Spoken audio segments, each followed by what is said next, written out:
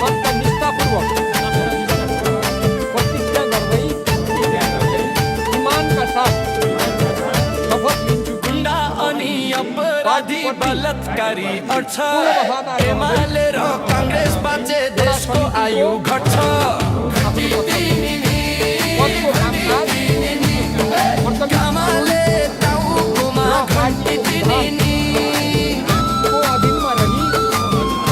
मुलुक र जनताको न त विकास न त हुन्छ सुशासनका कसैको डर कुरा नमानी काङ्ग्रेसका युवा नेता बस लगाई चुरा वा